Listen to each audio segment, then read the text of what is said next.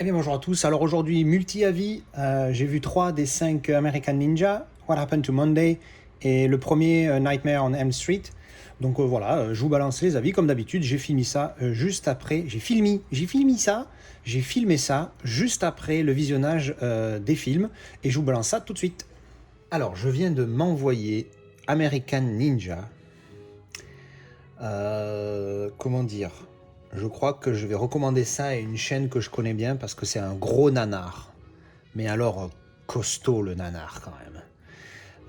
Alors, j'avais acheté le coffret, hein, je pense que vous avez vu ma vidéo de déballage maintenant. Parce qu'en fait, je voulais voir le 2, que j'ai vu beaucoup de fois quand j'étais minot, et donc ça me rappelle des souvenirs, c'est pour ça que j'ai voulu voir le 2. Et j'ai trouvé le coffret des 5 American Ninja pour 5 €. Donc bon, je l'ai pris, tu vois.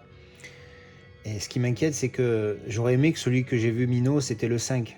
Ce soit le 5, parce que du coup là, je pense que je vais regarder le 2, mais vu le niveau, et vu que je me rappelle bien du 2, hein, que c'est une bouse, parce que ça c'est une bouse, hein, ça va être un 2 ou 3, j'hésite. Allez, 2 et demi. Mais le 2 il est dans la même veine, mais ça va être compliqué de voir la suite après, de se motiver, de voir... Même ils sont courts, ils font qu'1 h 30, hein. Mais alors, c'est nanar de chez nanar, hein.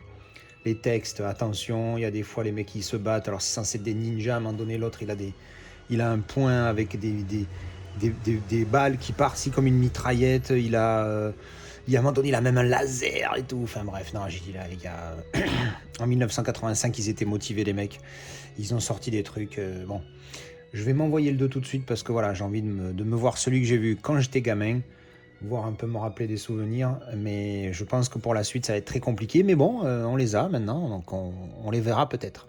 Pour la qualité, très vite fait, c'est du DVD classique, il est en 1,85 donc ça prend quasiment tout l'écran, l'image est pas dégueulasse, mais elle est DVD, voilà, elle est correcte pour un DVD, elle est pas bonne, elle est correcte. Alors je viens de terminer American Ninja 2, et je rigole parce que putain, bienvenue à Nanarland. Mais putain, celui-là, pour le coup, je me suis régalé parce que ça m'a rappelé tellement des souvenirs quand j'étais gamin. Putain, j'ai dû le voir, il y a 20 ans peut-être. Mais qu'est-ce que je raconte, il y a 25 ans, je l'ai vu ce truc-là. J'avais 8 ans, 12 ans, je sais plus. Mais putain, j'étais minot. Bah, mais alors, autant celui-là, bon, j'ai rigolé, c'est vrai. Et d'un côté, j'ai un petit peu regretté de ne pas avoir la VF. Parce que c'est la VF que j'écoutais quand j'étais jeune. Et je pense que sur ce genre de film beaucoup nanar, sa race, je pense que les doubleurs, ils se faisaient plaisir à l'époque, tu vois. C'est-à-dire qu'ils se lâchaient, ils disaient, bon écoute, c'est pas un grand film, on se fait plaisir. Et les doubleurs, je pense qu'ils lâchaient des trucs, des commentaires à la con, j'ai des souvenirs, je peux pas les citer parce que je me rappelle plus exactement, mais dans ma tête, quand je vois des scènes, je me dis, ah oui putain, c'est vrai que là il disait ça, ça revient, tu sais pas pourquoi. Bon, après, un film, je raconte même pas l'histoire, si, voilà, lui, ça y est, il est dans l'armée maintenant, et il veut...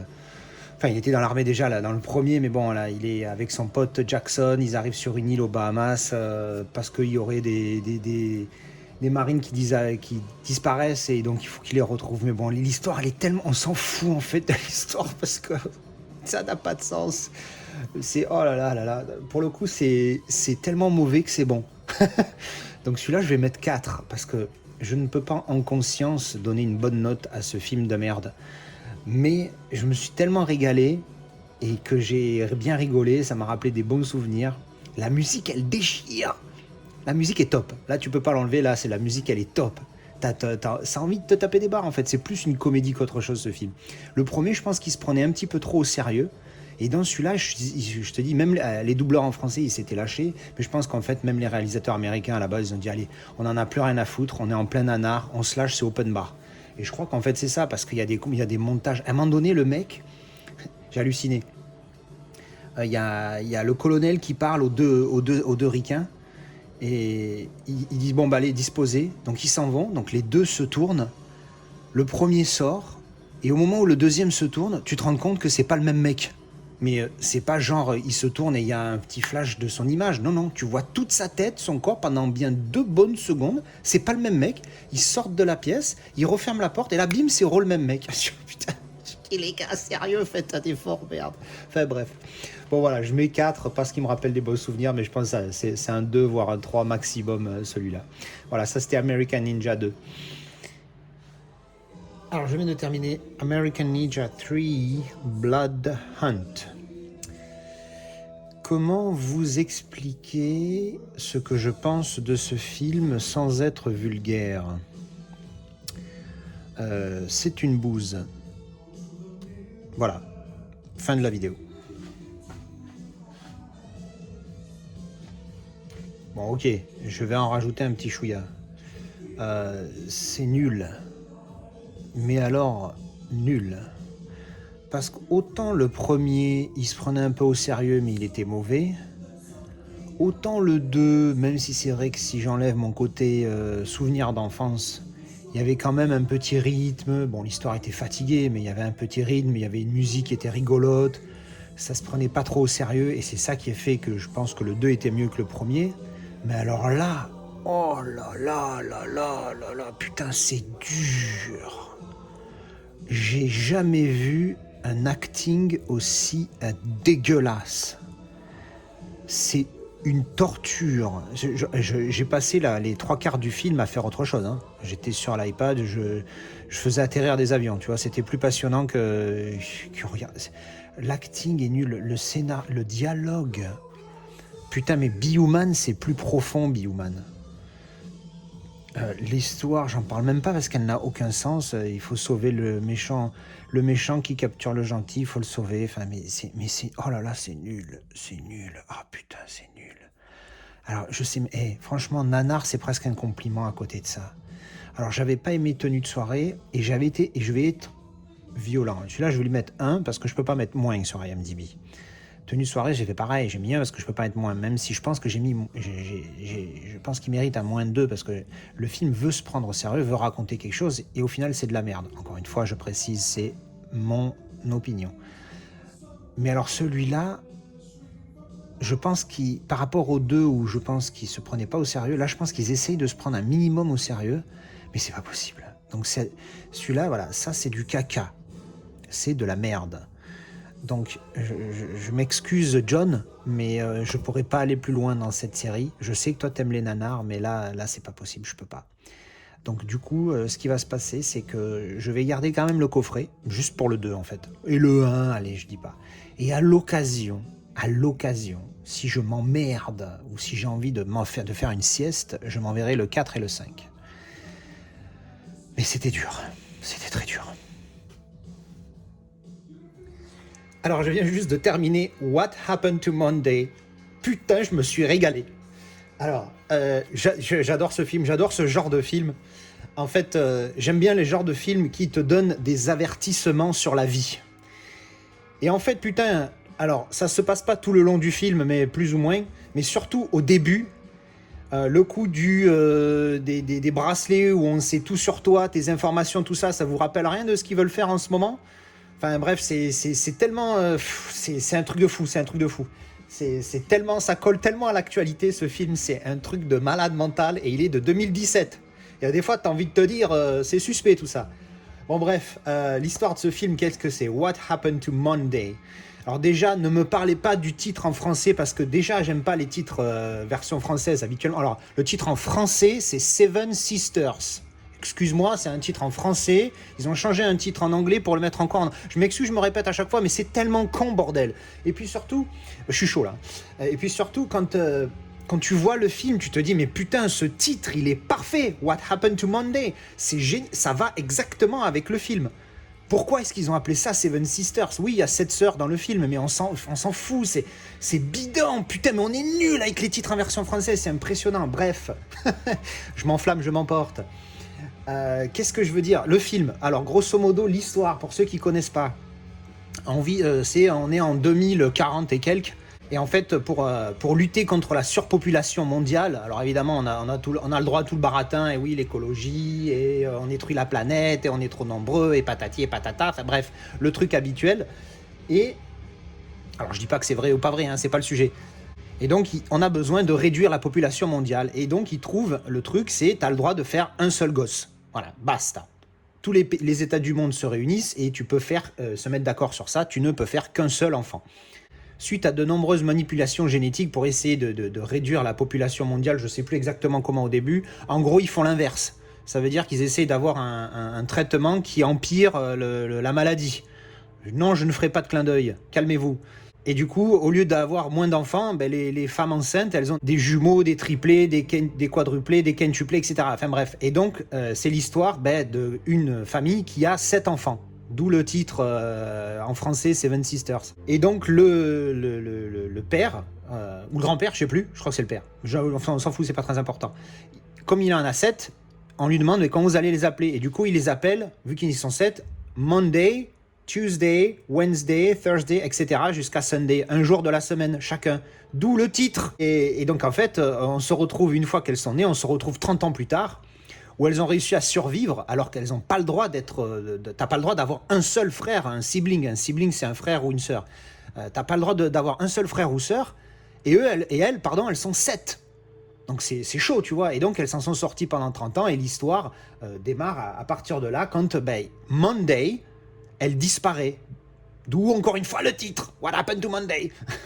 Donc Monday, un lundi, un Monday, elle ne rentre pas.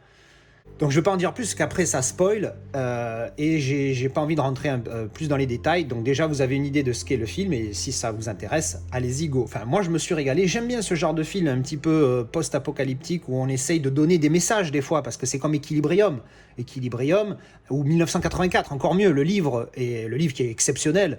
Et le film qui est bien aussi, hein, c'est une bonne retranscription du livre, mais le livre est quand même beaucoup, beaucoup mieux si vous devez le voir. Donc 1984, Equilibrium, What Happened to Monday, il y en avait un autre aussi, je ne me rappelle plus, enfin bref, ce genre de film qui t'explique que V for Vendetta, j'avais oublié, V for Vendetta, le bébé, il est là, comment je peux oublier celui-là? Tous ceux qui t'expliquent qu'il y a une certaine population qui veut prendre le contrôle de la planète, et des fois ils veulent réduire la population, des fois ils veulent nous contrôler, etc. Enfin bref, tous ces films à clin d'œil qui te disent faites gaffe, et puis le jour où ça arrivera, réveillez-vous, soyez forts et réalisez ce qu'il est en train de se passer.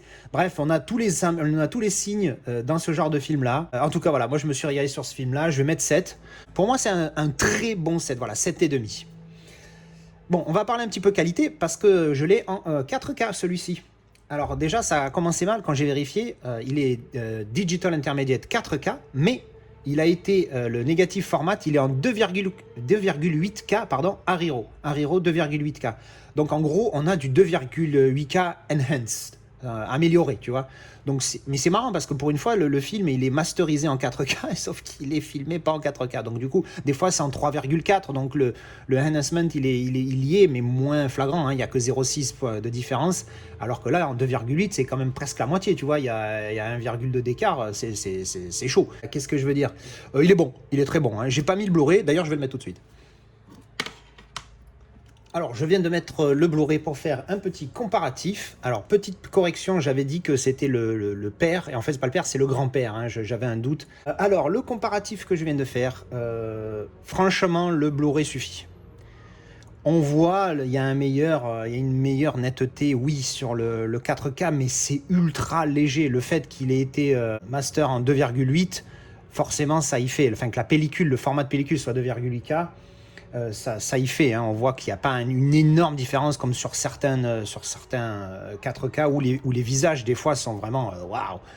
Bon, là il est très propre, le Blu-ray est très... Si vous avez le Blu-ray, vous cassez pas la tête avec le 4K, franchement ça vaut pas le coup. Oui, évidemment, encore comme d'habitude, des noirs plus profonds, il n'est pas le Dolby Vision, il est que HDR10, mais c'est quand même pas mal. Le HDR apporte un petit plus. Mais franchement, sur celui-là, d'après ce que j'ai vu, c'est vraiment light. Donc je recommande pas du tout l'upgrade sur celui-ci. Le Blu-ray est vraiment nickel.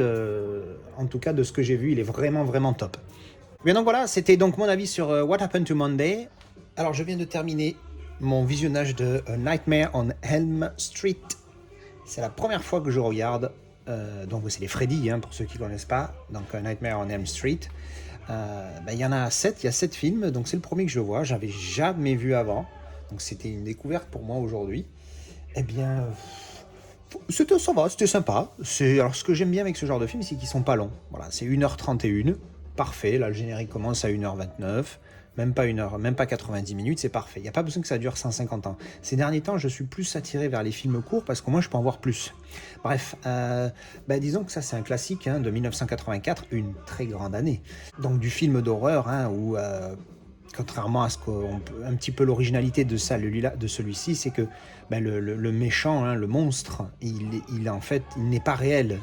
Il n'existe que dans les rêves des gens. C'est assez intéressant. Donc bon, c'est super connu, hein, je ne vais pas raconter tout le film parce que sinon après il y a spoiler et puis la plupart d'entre vous connaissez. Mais ouais, ça va, ça fait partie des classiques, je pense, que je découvre. Moi, je suis pas un gros fan de films d'horreur, il faut que je vous avoue ça. J'aime bien un petit peu, mais je suis pas ultra fan. Alors, l'avantage qu'il y a avec cette collection, c'est que j'ai entendu plein de gens dire « Ah ouais, moi je préfère le 3, moi je préfère le 4 ». C'est pas unanime. Alors, sur IMDb, c'est un petit peu plus unanime. Celui-là, il a eu 7,5, ce qui est une très bonne note sur IMDb pour un film tout court.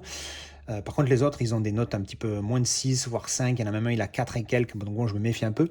Mais quand même, la plupart des gens avec qui j'en ai entendu parler disent qu'il y en a plein qui sont bons. Le 3, le 4, le 5. Bon, bref. Donc du coup, bon, il y a les 7. Moi, je vais essayer de voir les 7 comme ça, à l'occasion. Hein. Je ne vais pas les regarder tous d'un coup parce que, bon, voilà. De temps en temps, un par soir par exemple, ça peut être sympathique. Mais voilà, donc c'est sympathique. Enfin, c'est sympathique, ça reste un film d'horreur. Mais non, il était bien. Voilà, moi je vais mettre 6 parce que c'est pas mon délire. Mais c'est vrai que il est pas mal. Et puis il fait très classique années 80, et ça c'est top, j'adore. Donc je vais vous dire un petit mot niveau qualité. Donc c'est en Blu-ray, comme vous pouvez le voir. Première chose. Alors sur IMDb, il est marqué que c'est en 1.85.1, mais je peux vous garantir que sur ma télé, c'est sorti en 1.78.1, c'est-à-dire full 100% screen. Donc ça m'a pris du haut de l'écran, alors je ne sais pas si vous voyez ici, du haut de l'écran jusqu'en bas, ça a pris l'intégralité de l'écran. Et ça, c'est génial, quel bonheur. Putain, si tous les films pouvaient être comme ça. Oh là là, quel plaisir d'avoir tout ton téléviseur qui est utilisé à 100% de ses capacités et de sa taille. C'est génial. En plus avec moi, avec l'Ambilight, oh là là, ceux qui ont des Ambilight, hein, ils savent de quoi je parle, c'est tellement bon.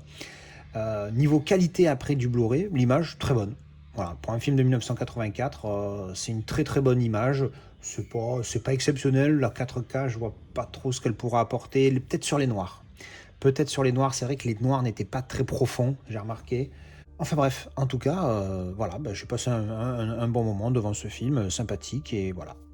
Donc ça, c'était mon avis sur le premier A Nightmare on Elm Street. Voilà, donc c'était mon avis sur ces du coup 5 films, puisque j'en ai vu 3 là, et celui-ci, un seul de la collection des Elm Street. Donc je me placerai, ceux-là, ça va être compliqué que je me les place, parce que franchement, c'était pas simple. Surtout le 3. Pour celui-là, oui, c'était sympathique, donc on va voir, je me placerai ça un soir, comme ça, en fin de soirée, histoire de me faire peur avant d'aller au lit. Donc voilà, écoutez, merci d'avoir regardé cette vidéo, merci encore une fois pour votre soutien et vos commentaires, et je vous dis à la prochaine, ciao!